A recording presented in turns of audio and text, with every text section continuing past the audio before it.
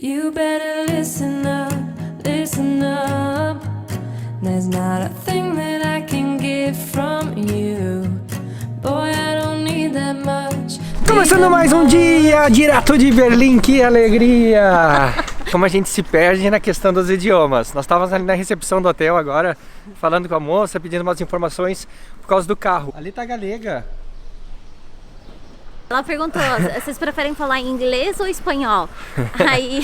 Daí eu falei, for me, espanhol. For me, espanhol. For me. Que é pra mim em espanhol. É minha primeira vez em Berlim. E aí eu decidi escolher um assunto só Pra esse vídeo. pra esse vídeo. O assunto desse vídeo é o Muro de Berlim. Afinal, o assunto do Muro de Berlim, a Guerra Fria, é um negócio que me interessa muito, que eu gosto muito de aprender sobre, e era uma coisa que eu queria ver. You can buy a way into my heart. Chegamos no famoso Muro de Berlim e a minha impressão é justamente aquilo que eu vi nas fotos. Partes do muro, existe um memorial, um monumento, né? Às vítimas do Muro de Berlim. Mas para explicar o que é esse muro, eu sei que muita gente que acompanha a gente é novo, então provavelmente não se lembra de quanto aconteceu. Isso foi em 89, eu tinha 7 anos, você tinha 9. Ela é muito interessante a história porque ele tem totalmente a ver com a história da Guerra Fria. Ela começou a acontecer assim que terminou a Segunda Guerra Mundial, em 45. Ela é chamada de Guerra Fria porque não necessariamente tiveram países com forças militares combatendo uns aos outros oficialmente, né? Eles não falavam que estavam em batalha, mas existia uma guerra por trás. E aí, esse muro, ele foi construído justamente para dividir o mundo em dois blocos, o mundo oriental e o ocidental.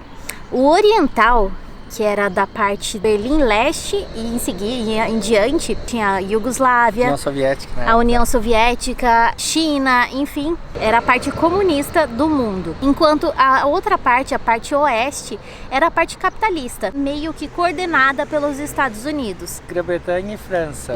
Esse muro foi criado justamente porque muitas pessoas da parte comunista, elas queriam fugir da opressão que viviam naquele mundo comunista e tentavam invadir a parte Capitalista, onde que era tinha a parte trabalho, onde dinheiro, tinha trabalho, liberdade, oportunidades. enfim. E aí, esse muro ele foi criado justamente para dividir, para impedir que as pessoas fugissem, porque senão na parte comunista não ia ter gente para trabalhar, não ia ter gente para sustentar o meio, né? Essa ideologia. Mas dizem que esse muro, ele também é uma barreira ideológica, porque capitalismo e comunismo, capitalismo, socialismo é uma ideologia.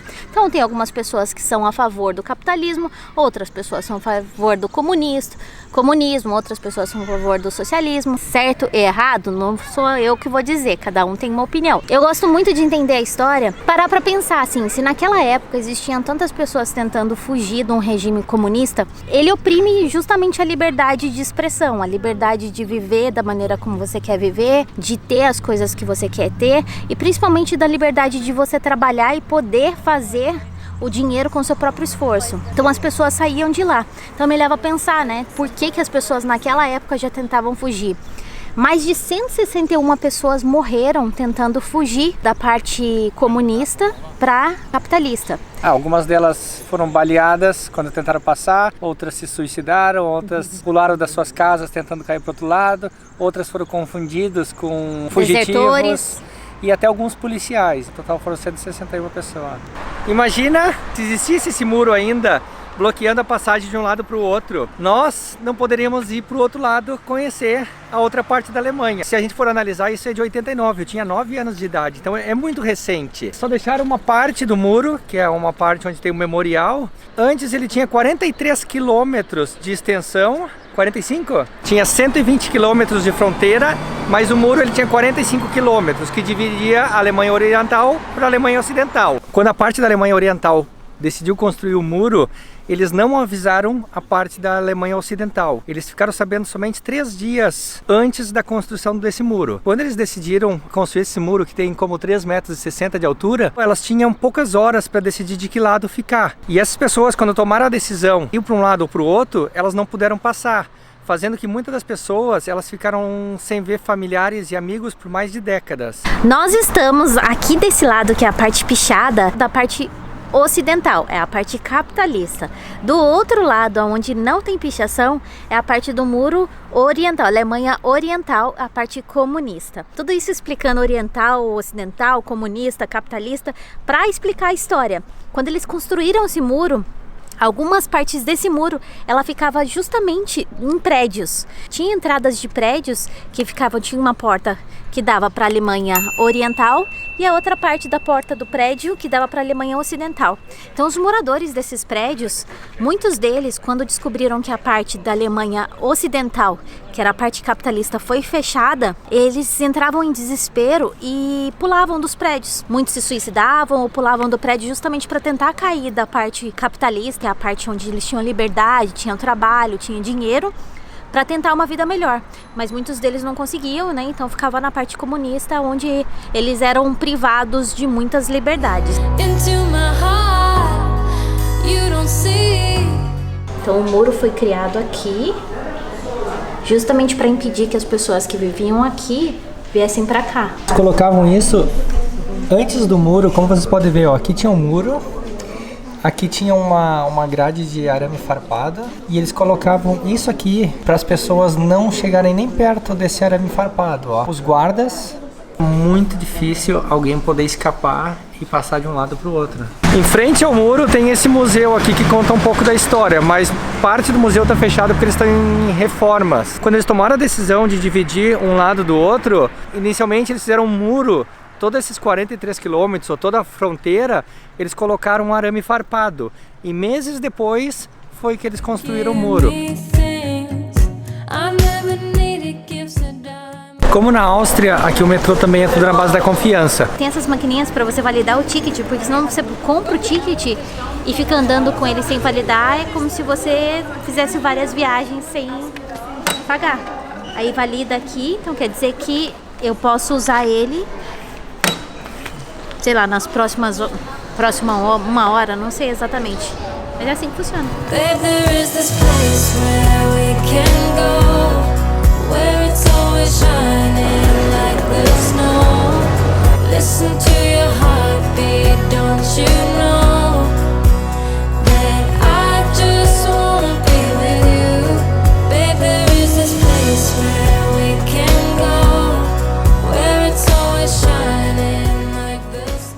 E esse lugar é um lugar chamado Checkpoint Charlie. E por que esse lugar é importante? Essa é a barreira mais famosa, onde as pessoas passavam entre a Alemanha Oriental, que ficava do outro lado, para a Alemanha Ocidental. Tecnicamente elas não poderiam ter a livre passagem. Elas entravam com um pedido para o governo para deixar passarem de um lugar para outro, e depois de muitos meses eles recebiam a resposta dizendo: sim, você pode passar pelo outro lado por tantos dias, por tal razão, e depois voltar para a Alemanha Oriental ou vice-versa. Esse ponto aqui, hoje ele não tem mais nenhuma função, é só um ponto turístico, mas o interessante dele é para entender como é que funcionavam as coisas. Depois de 1989, as barreiras foram derrubadas e aí a livre passagem das pessoas por todos os lados começou a acontecer. Desse lado ficam fotos dos soldados da Alemanha Oriental e do outro lado ficam as fotos dos soldados da Alemanha Ocidental. E é interessante ver que os uniformes eram diferentes, as cores. Por exemplo, do lado de cá, é claro que era a parte comunista, então os uniformes tinham detalhes vermelhos. Enquanto do outro lado de lá tinha cores azul. Ah, é verde. É verde. Eu falei que era azul, mas é verde. Mas enfim, não é vermelho. Em 89, antes deles liberarem o acesso de um lado para o outro, teve um cara alemão, que eu não sei o nome dele, eu vou deixar aqui embaixo. Foi a última pessoa que morreu tentando passar de um lado para o outro. E como que ele morreu? Ele construiu um balão sem ninguém saber, para poder passar de um lado para o outro com a mulher dele. Só que no dia que ele foi voar com o balão, a polícia do lado comunista ficou sabendo. Então ele não teve tempo de entrar no balão com a esposa. Só ele entrou e saiu voando. O balão não encheu totalmente como devia. E o balão acabou caindo na cidade de Berlim. Devido à queda, ele teve várias fraturas nos ossos, no corpo, tudo, e ele acabou morrendo. Então essa foi a última pessoa que morreu tentando passar de um lado para o outro. Passou alguns dias, liberaram o acesso, então as pessoas puderam se mover de um lado para o outro. O muro caiu, não existe mais barreira. Esse ponto aqui, ele só é turístico. E ainda bem, porque se a gente tivesse 20 anos atrás, provavelmente a gente não poderia estar caminhando hoje nesse ponto com liberdade. Um dos significados mais importantes da queda do muro é que significa a liberdade em viajar. Você pode ir de um ponto a outro, você é livre para fazer o que você quiser. Quanto mais a gente viaja, mais a gente vê que todo mundo é igual. Não importa se a gente é brasileiro, ou é alemão, ou é austríaco. Somos todas pessoas, todos iguais. E a gente espera que a gente possa continuar viajando por muito, muito tempo, sem políticos, governo, coloquem barreiras, fronteiras, coloquem empecilhos para que a gente possa se mover de um lado para o outro. Eu sei que esse tema pode ser um pouco controverso, porque as fontes aonde a gente checa as histórias podem ter um pontinho ou outro que tenha alguma diferença. Essa foi a nossa maneira de contar essa história. Espero que vocês tenham gostado. Se você chegou até esse momento do vídeo, deixa nos comentários liberdade para viajar. Não esqueça de deixar um like, se inscrever no canal se você ainda não é inscrito, e nos vemos amanhã com mais vídeos. E mais histórias! Tchau! Aparece no YouTube.